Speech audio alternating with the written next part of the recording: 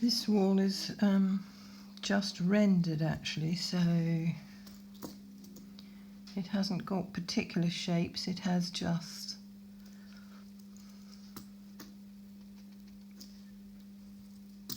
lots of texture. But underneath the tiles there is quite a lot of shadow. But it's not a smooth shadow because of the rendering, and so I've just dotted it in and pushed it back up underneath there. So that's a different sort of shadow.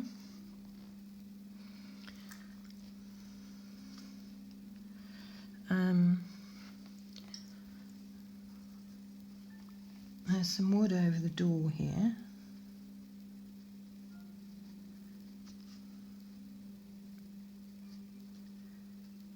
Old wood embedded into the wall.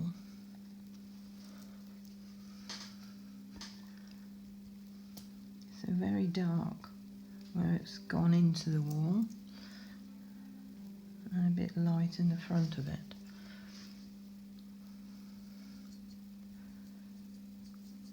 It's quite a light coloured door, but nice to be able to use my flat brush to pop in the planks, which in fact are a bit beaten up and broken, and I'm actually making them look more broken because I want it to look very old and not uniform or straight or level. And you could actually put, which I haven't, some candle wax down first to create the look of an old door. But what happens then, if you want to put shadow over the top, it's going to resist the shadow as well. So that's something to really be careful about.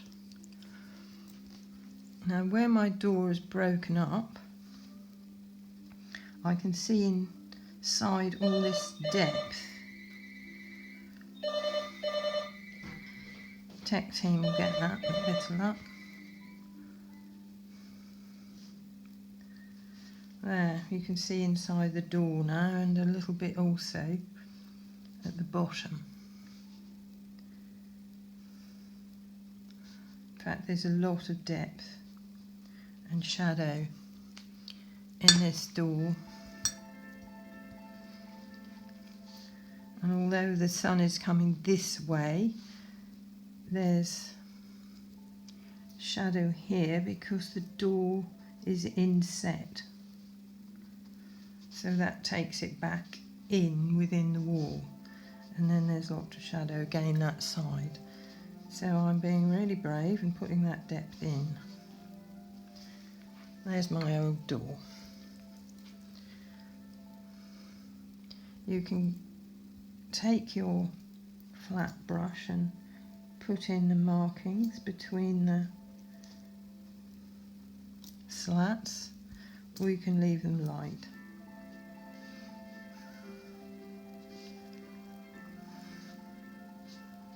And remember, your colours are always going to dry up lighter than when you apply them anyway. They're going to dry up at least 3 times lighter than when you apply them.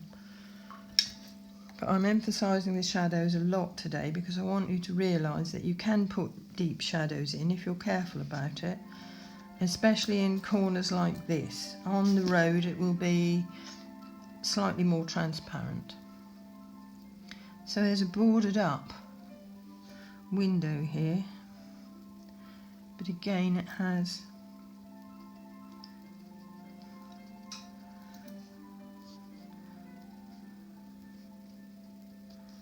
both top and bottom some wooden beams here, and then the inside is really light. It's got stonework in there. They've actually popped the window,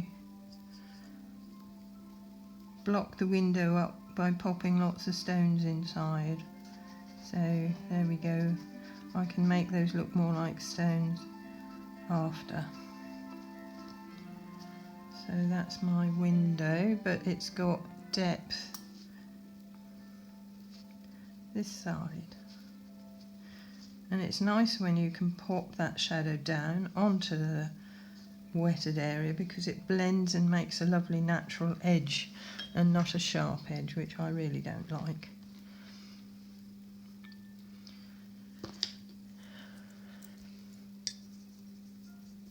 Here we have some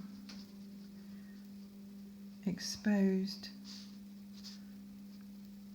wall, so I'm going to let that dry. Just a little bare patch of exposed wall underneath the brickwork. It's all going on. In the wall here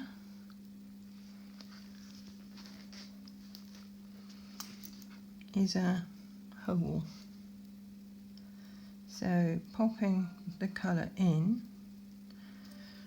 to make it look like a wall, but then tipping my paper a bit and dropping some water back on to push the paint back up to the top to make it look like a hole and not just a shape on the outside of the wall.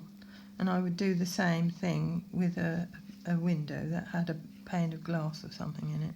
See how that's dried up?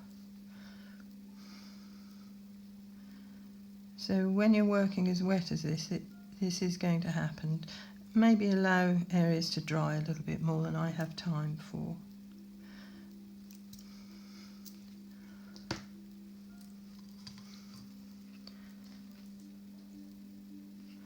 While it's damp but not wet, I could actually put a few little cracks into the wall, which means that they'll soften a little bit, but not a lot.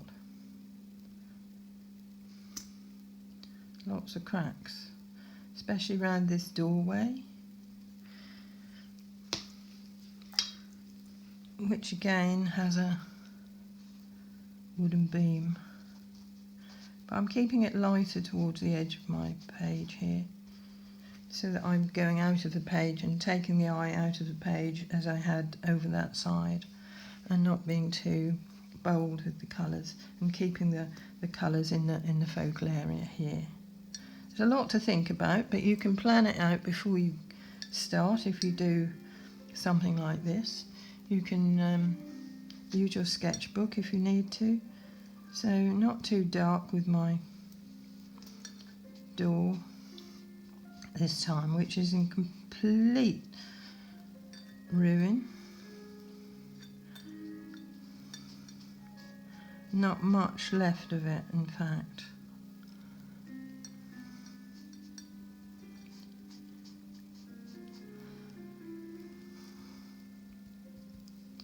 So lots of depth under there. I meant to let the side of my picture go, but I haven't.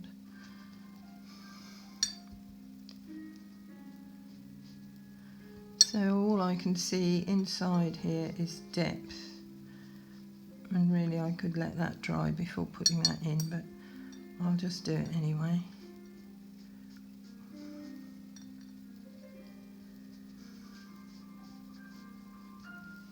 So there's depth inside that broken up old door, so you stand and wonder what on earth's inside, if anything, and what went on in there years ago before it was totally neglected. You never know, someone might be living there. And there's another board here.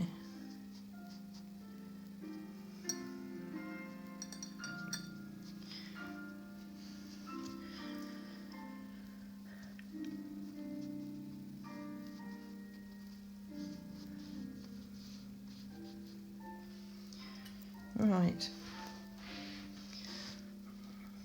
I'm going to stop again because I've got some boulders here that I need to deal with, and they'll just get boring. Hold on. As you can see, I've created a very strange looking pile of boulders and bricks and things there, but did that quickly, and hopefully it'll dry up looking better than it does now.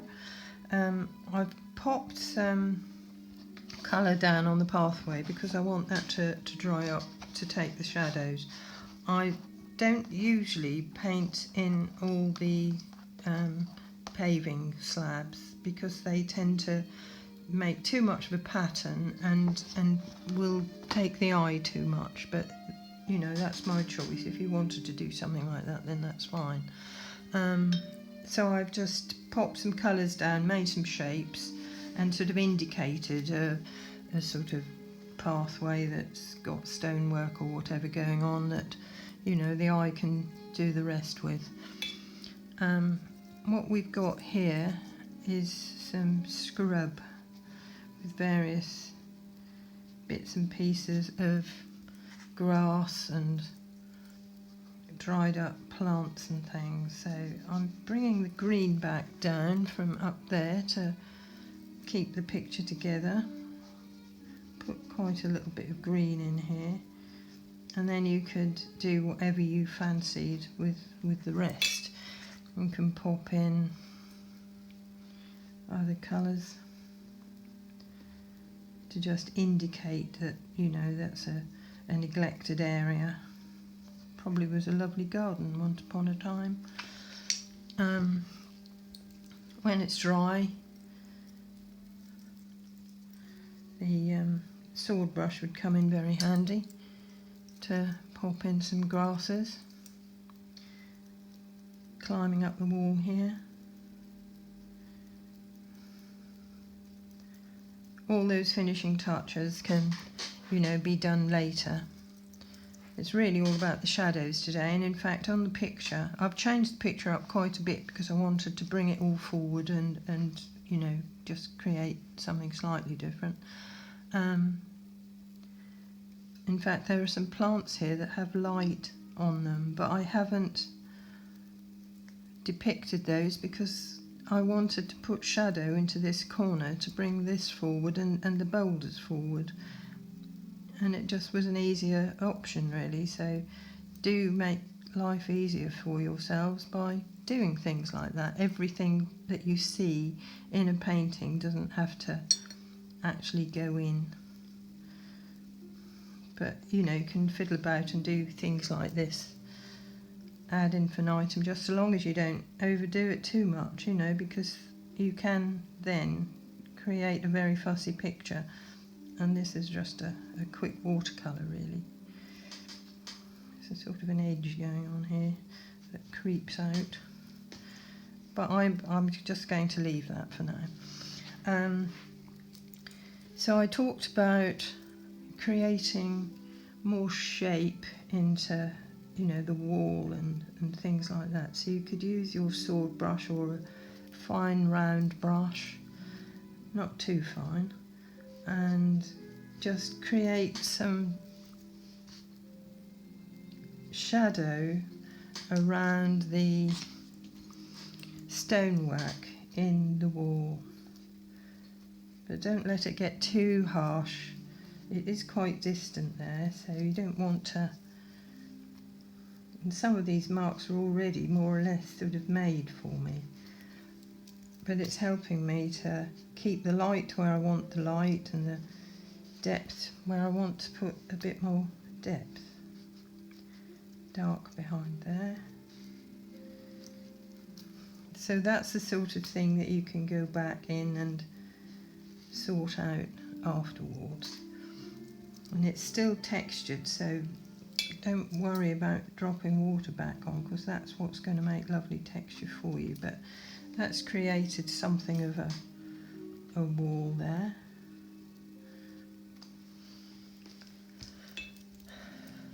And there's nothing very definite going on with these roof tiles. They're all over the place, but just indicate here and there what is going on. You don't have to put every tile in.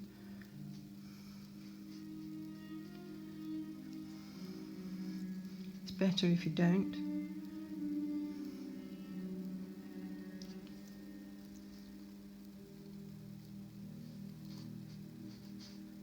But it just tells the story a little bit better. There's another chimney here, which I hadn't really seen before. So there we go, pop that in.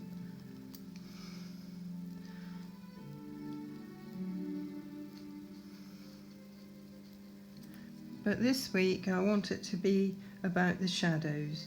So where you've got a nice light area, keep it light, but put the shadow in as well if there is shadow going on there. Something of a challenge, but they have to be put in.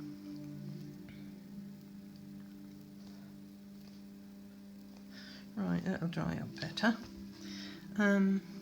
Again, there's not anything very definite here either.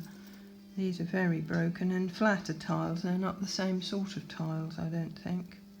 They're so broken you can't really see. But you never know, the way things are going, we may be back in Corfu next May. Sitting there looking at this little area. Some of us. Let's put a little bit of texture back on there. That one's all right as it is, really. This has got roof tiles. It's certainly not modern though, by any means. Lots of broken ones, and they tend to be all over the place. They don't take on a proper, perfect sort of form to them at all. They're just all broken up. So when that dries up, it'll probably tell the story. Okay.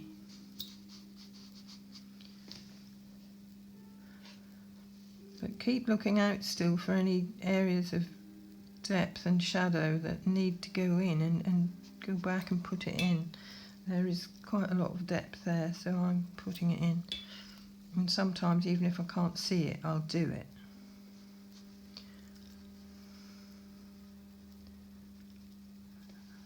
Because that helps to bring this building forward and to take that one back. And it's going to dry up, looking better, I think, for that. So I think I'll leave that one, apart from the fact that now what I've got to do is put a bit more shadow over the corner here.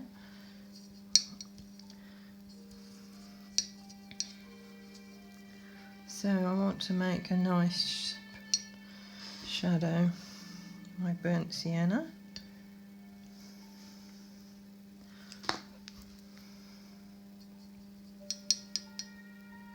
A little touch of my blue.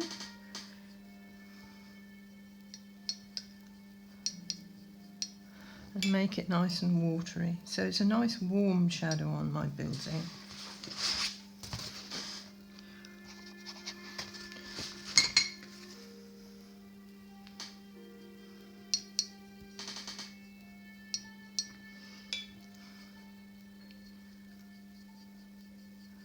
So keep working it until you get it the way you want it to be, and test it on a piece of scrap. Right, so that's got to be quite watery, and there's shadow all the way down here, so I'm actually just going to pop that in a very light way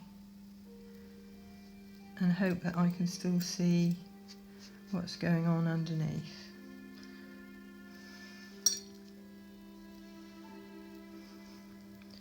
And a little bit of it is actually creeping onto that light area of building there. So that's created some shadow in that corner.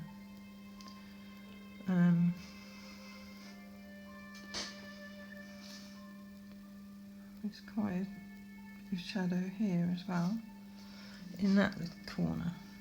So emphasize that a little bit more than it was. Tiny bit in there. And now we have shadow coming from this building. I've got two photos going on here. One that shows the building and one that shows the wall. So the building actually is going to create a shadow that comes all the way across and then down. And because it's very watery, I'm allowing this paint to be lovely and watery because using the fact that it's transparent. That way you'll see what's going on underneath.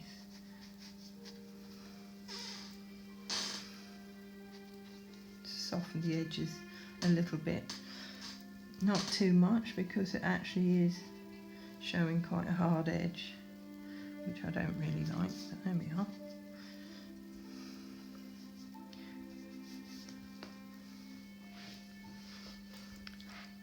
That shadow also comes all the way across here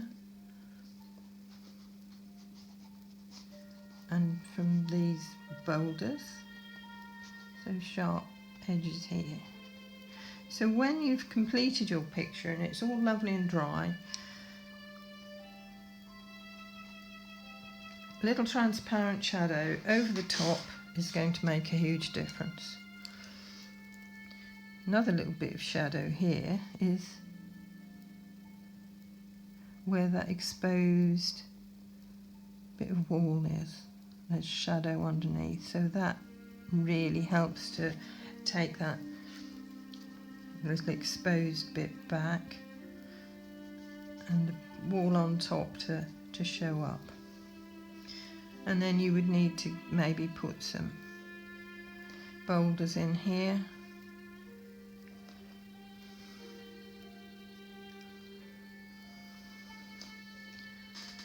And that's all I'm going to do.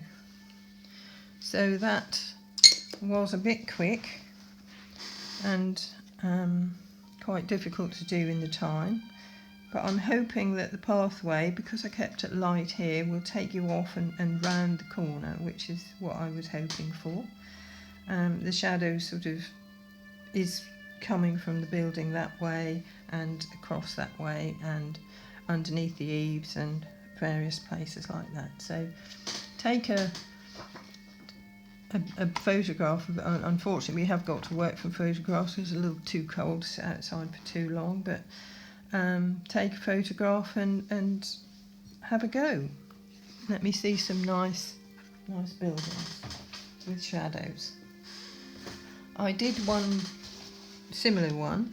I haven't put my wires in yet on my one I did today, but I will. I did this one with line and wash, which obviously then just has a wash over of colour.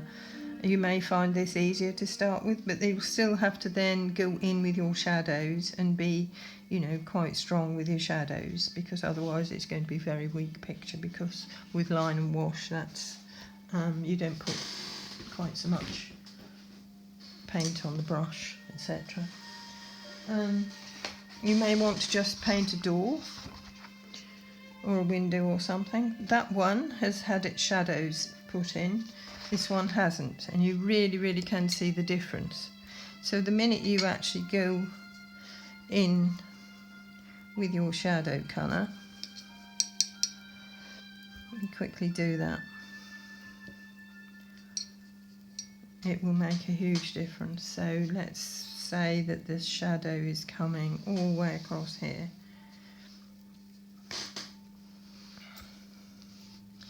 But you're also seeing what I meant when I said that I'd put, if you put candle wax on, it's going to also resist your shadow. Maybe it doesn't matter, maybe there's light as well there, but you know, just beware of that. But it started to make a huge difference already by putting that shadow on and getting the depth where you need it, you know, in your picture. Okay, so that's something to think about. Maybe paint an old door or something. That's a good thing to start with. Some shadows are not necessarily a good idea, but I do like the dappled type of shadow, which I hope you can see. These are laminated, so it might not be showing up that well, but when there is reflection of and shadows being cast onto a wall of foliage and things like that, they really do create lovely shapes. So that can be done, but keep it very light, and otherwise it's going to look like the actual leaf. So keep it very light and transparent for that sort of thing. That's similar. So not a lot of light showing in there, but it's very dramatic because of the fact that the shadows have gone in and made it a nice strong picture. Some things I would leave out. For instance, on this particular photograph, there are poles in the wall which are maybe holding up bougainvillea or something, and they're casting shadows. So if you haven't got the poles particularly in your picture, it isn't necessarily then a good idea to put them in your painting, okay? Because it isn't really coming from anywhere, or it doesn't tell the proper story, and it gets confusing. So be careful about what you do actually put in. And last but not least, people get confused about steps a lot as well. So as a rule of thumb, if you can't see what's going on with your steps, and sometimes if they're very, very ruined you can't, the uprights tend to nearly always be dark, but the horizontal area where you put your foot will be lighter. So as a rule of thumb, if you can't see how to work out your steps and where the shadows would be, then, you know, use something like that. Keep it in mind. Right, so when that's dry, it might not look too shabby. Let's see, it was very quick and difficult to do today, but there we go.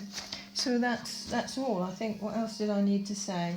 I need to say that next week should be a catch-up week, because this is the 4th.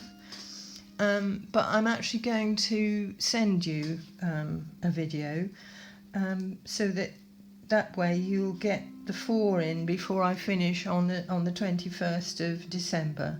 So next week will be week 1 of a new set, and I'm going to be demonstrating still life again and painting loosely, perhaps. Still life doesn't always have to be heavily done and harsh.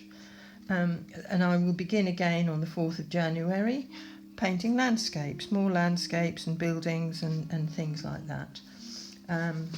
So do expect something from me next week, which is the 30th, but in fact it's going to be week 1 of the next set of 4. So have a good week, everyone, and I look forward to seeing your shadows. Take care. Bye.